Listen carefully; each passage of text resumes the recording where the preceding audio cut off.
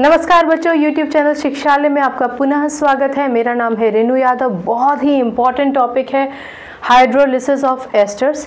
Saponification के नाम से पूछा जाता है। बहुत ही इंपॉर्टेंट क्वेश्चन है और आप ये मान के चलिए कि एग्जामिनेशन में आपको वन और द अदर वे में मिल ही जाता है। होम एग्जामिनेशन में, बोर्ड एग्जामिनेशन में मिलेगा आपको ये क्वेश्चन, आगे तक आपके काम आएगा इसका कॉन्सेप्ट। ठीक है, तो हाइड्रोलिसिस ऑफ एस्टर्स समझने से पहले थोड़ा सा पीछे चलते हैं, एस्टेरिफिकेशन पढ़ते हैं। यहाँ देखते हैं हमने क्या किया था। एस्टेरिफिकेशन में हमने इथेनोइक एसिड लिया था और हमने अल्कोहल लिया था, इथेनॉल। ठीक है, जब हमने इन दोनों को रिएक्ट किया था तो प्रोडक्ट बना था CH3COO C2H5। मिला था ना आपको ये प्रोडक्ट।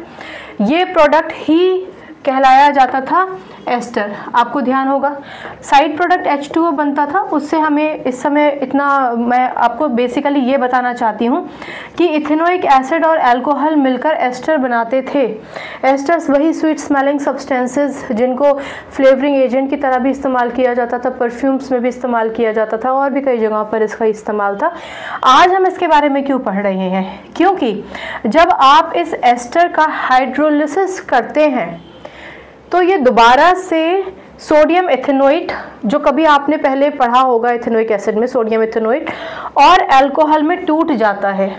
यानी किताब में आपको एक भाषा लिखी मिलेगी, hydrolysis of ester converts the ester into its constituent reactants alcohol and carboxylic ethanoate, carboxylic salt. ठीक है, चलिए आइए जानते हैं कैसे। ये है हमारा एस्टर CH3COO C2H5। इसका हमने रिएक्शन कराना है। मैं ब्लैक पेन से लिखती हूँ ओके, मैं इसको हटा ही देती हूँ। CH3COO C2H5, इसका रिएक्शन हमने किया बेस से। जब आप इसका रिएक्शन करेंगे तो वही पहले नियम फॉलो करते हैं, उससे ना आप कभी कंफ्यूज नहीं होंगे कि प्रोडक्ट क्या बनेगा।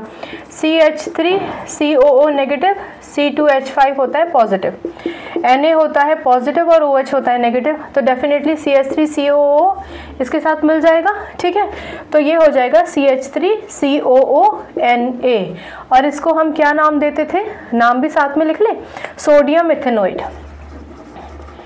सोडियम इथेनोइड, सोडियम इथेनोइड क्या है? सॉल्ट है। ठीक है ना, कार्बोक्सिलिक एसिड से बना सॉल्ट है ना। इसके अलावा आपको क्या मिलेगा? प्लस। अब आप ये देखिए C2H5 और OH ही बचा ना, तो आपको मिल जाएगा C2H5OH, जो है आपका इथेनॉल या फिर इथाइल अल्कोहल। ठीक है, तो अल्टीमेटली हुआ क्या? एस्टेरिफिकेशन, इथेनोइक एसिड और अल्कोहल को मिलाने से एस्टेरिफिकेशन का प्रोसेस कंप्लीट होता था, एस्टर मिल जाता था। लेकिन जब आप एस्टर का हाइड्रोलिसिस करते हैं तो आपको अल्कोहल तो मिलता ही है और जो कार्बोक्सिलिक एसिड के मिलने से सॉल्ट बन गया था, ठीक है ना, वो भी आपको मिल जाता है। इसको सॉल्ट बोलते हैं, हम पहले ही बात कर चुके हैं। अब हम मेन इक्वेशन की बात करते हैं, हाइड्रोलिसिस ऑफ एस्टर। इसमें हम क्या करेंगे? जैसा कि आप देख पा रहे हैं, मैंने एस्टर ले लिया। अब मैं इसको थोड़ा मिटाना चाहूँगी, इसकी ज़रूरत नहीं है। ठीक है, यहाँ मैंने एस्टर लिया, स्वीट स्मेलिंग सब्सटेंस है। ठीक है, एस्टर को क्या बोलते हैं आप कमेंट सेक्शन में बताइएगा, आप ऑलरेडी पढ़कर आ चुके हैं। ये है आपका sodium hydroxide. Sodium hydroxide, sodium hydroxide base है ना, और बेस को आप एल्कली भी कहते हैं। ठीक है, जब ये दोनों के दोनों मिक्सचर आप ले लेंगे तो इसको आप हीट करेंगे। हीट को हम डेल्टा से डिनोट कर देते हैं। आप या तो एरो के ऊपर हीट लिख सकते हैं, या फिर अगर आप हीट ना लिखना चाहें तो आप डेल्टा भी लिख सकते हैं। डेल्टा भी हीट को रिप्रेजेंट करता है। ठीक है, यानी यहाँ पे डेल्टा बना दीजिए या फिर हीट लिख दीजिए। आप डेल्टा ऐसे नहीं बनाना कि इसी को क्रॉस कर दो, आप नहीं, एरो के ऊपर बना दीजिए डेल्टा। ठीक है, चलिए, तो अब आप ये तो जानते ही हैं कि CH3COONA बन गया और C2H5 रिलीज हो गया। So this is known as hydrolysis of ester. और क्योंकि ये प्रोसेस सोप, साबुन इस्तेमाल करते हैं ना आप लोग, क्योंकि ये प्रोसेस सोप, साबुन बनाने के काम आता है, इसीलिए इस प्रोसेस को हम कहते हैं सेपोनिफिकेशन।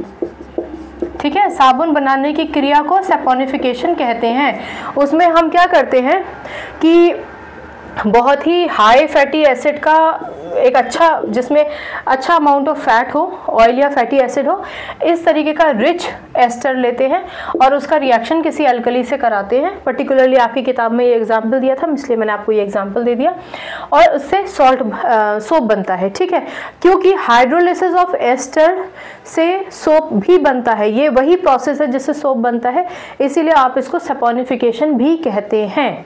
और अगर आपकी किताब में लिखा जाए कि which is the process by which the ester gets back into its constituent, जिससे वो मिलके बना था, from which it was made, then you will say hydrolysis of ester. Saponification भी कह सकते हो, बशर्ते इक्वेशन आप ठीक से लिखेंगे। ठीक है, तो ये टॉपिक बहुत बहुत बहुत इंपॉर्टेंट है, डेफिनेटली आपको एग्जामिनेशन में मिल जाएगा। एस्टेरिफिकेशन, सैपोनिफिकेशन तो फेवरेट है टॉपिक, बोर्ड्स का भी और टीचर्स का भी।